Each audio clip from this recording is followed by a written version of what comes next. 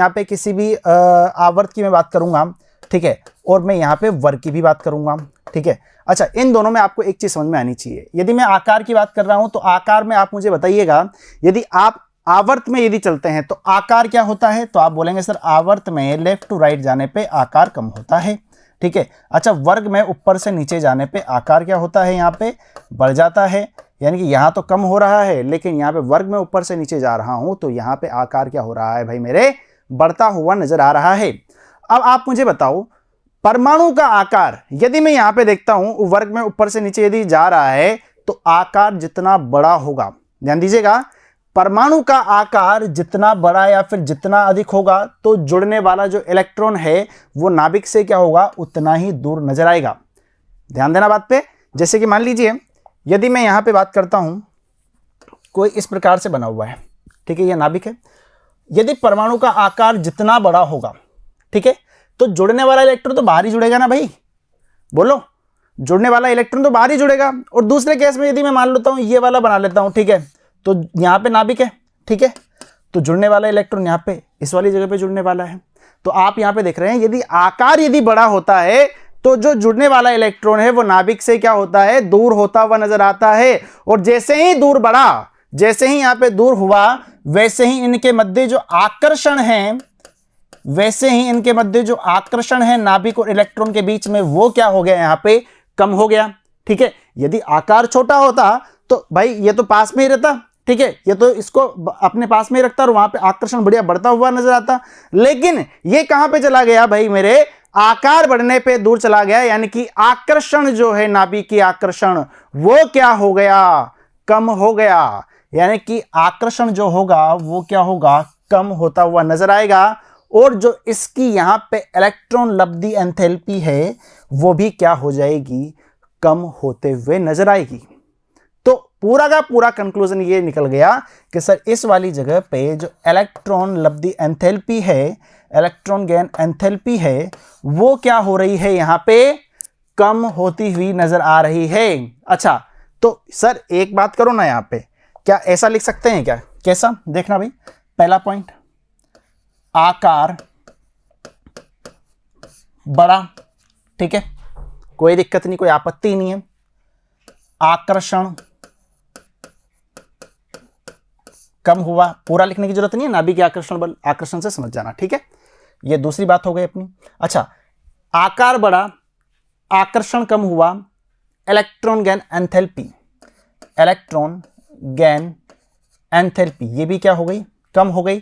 तो यहां पे एक बात समझ में आई आपको कि सर आकार जो है, यदि मैं उसकी बात करता हूं तो आकार कहां पे नजर आ रहा है मुझे, यहां से यहां देखो, आकार डायरेक्टली प्रोपोर्शनल यहां पे 1/e/g/e,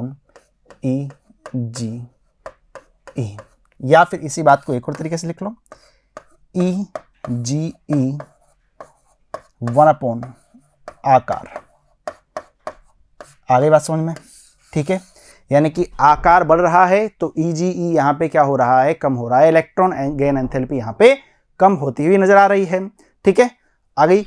अच्छा, अब ये वाली जो चीज है ना, ये आपको किस में नजर आती है, तो आप बोलेंगे सर ये आपको वर्ग में नजर आएगी, ठीक है। लेकिन इसी के विपरीत यदि मैं आवर्त में देखता हूं तो वहां पे इसके विपरीत ही कुछ बात आएगी। कैसी आएगी भाई, ध्यान से देखना, वहां पे क्या होगा, वहां पे कहानी ये होगी कि आवर्त में जाता हूं, ये तो वर्ग में जा रहा हूं, आवर्त में यदि मैं जाऊंगा तो वहां पे आकार क्या होगा, वहां पे आकार क्या होगा, वहां पे भाई मेरे कम होगा, ठीक है, आवर्त में जाने पे।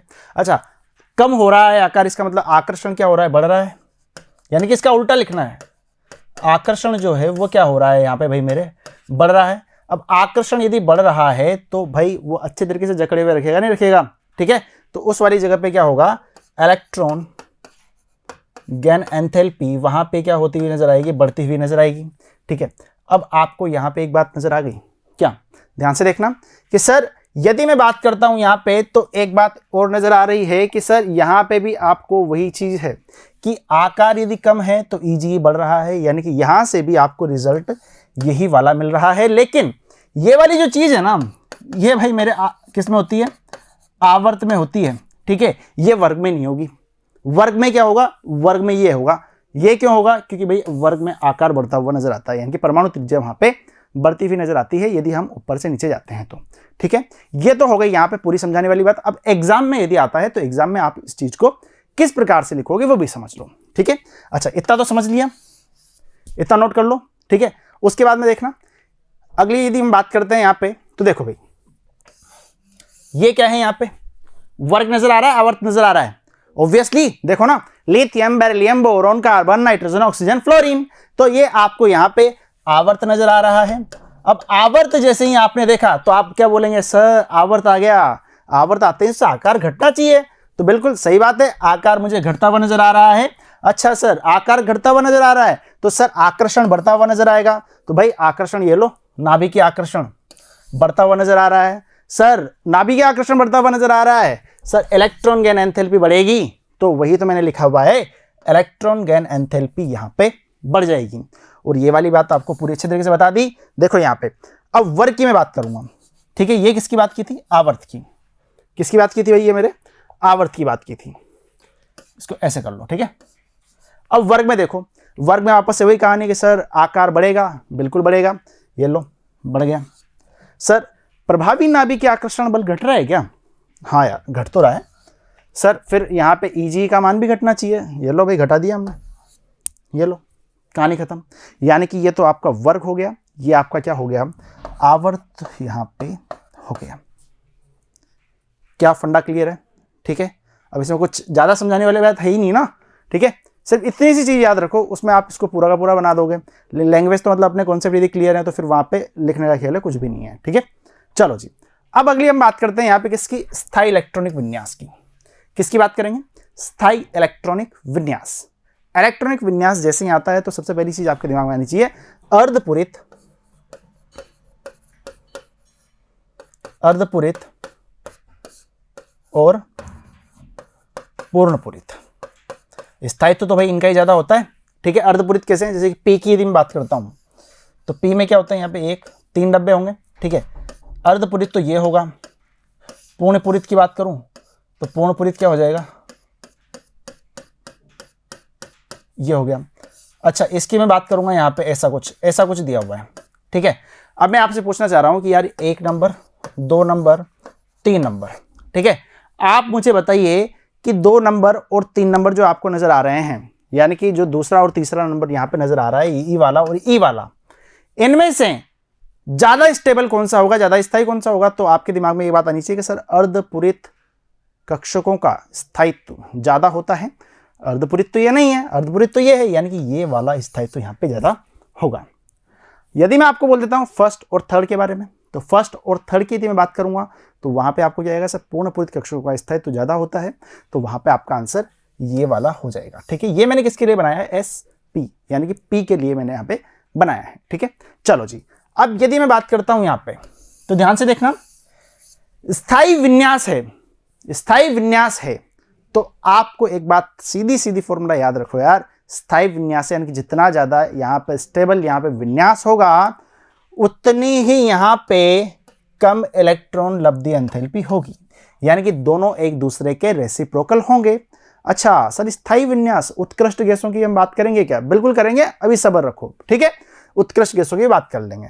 चलो जी इसको देखो, यदि परमाणु के इलेक्ट्रॉनिक विन्यास में बाह्यतम कोश अर्धपूर्ण, पूर्ण अथवा इलेक्ट्रॉनिक विन्यास ये वाला हो, ये वाला, अरे सर ये तो नजर आ गया। ठीक है, अभी जिसकी हम बात करने वाले हैं। ठीक है, तो नया इलेक्ट्रॉन जुड़ने पर तत्व का स्थायित्व कम हो जाएगा, अतः या तो इलेक्ट्रॉन बंधुता का मान कम हो जाएगा या फिर ऊर्जा का अवशोषण यहाँ पे होने लगेगा। क्लियर है इतनी बात, यानी कि जो यहाँ पे इलेक्ट्रॉन बंधुता है वो क्या हो जाएगी, यहाँ पे कम होने लग जाएगी। ठीक है भाई, बड़े अच्छा।